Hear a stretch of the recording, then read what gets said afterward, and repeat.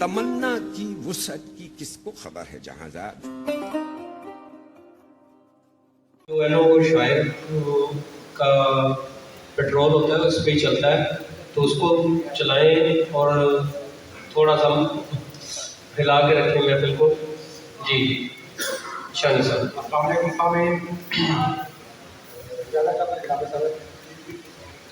अच्छा, पंजाबी लिखी है जो मैं पेश करने जा रहा हूँ।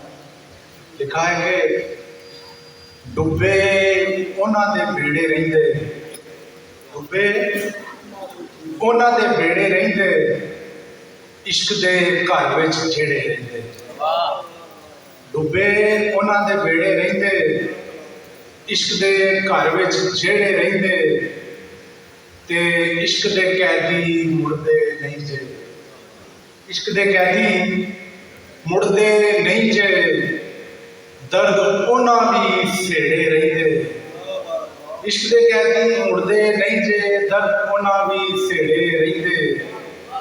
ते मैं नहीं उठना रांझण कोलों, ते मैं नहीं उठना रांझण कोलों, दूजे पासे खेड़े रहिंदे।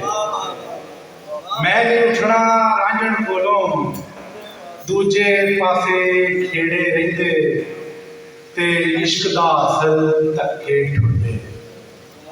इश्क दा असल धक्के ठुंडे, फिर भी लगे गेड़े रहिंदे।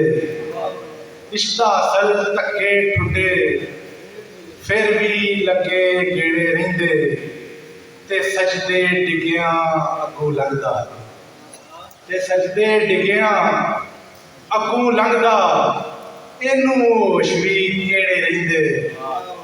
सजदे डिग्गियां अगों लंघदा, इनू होश भी केड़े रहिंदे, ते ऐ भी खबरां सड़ जावांगे, ऐ भी खबरां सड़ जावांगे, बलदी लो दे नेड़े रहिंदे।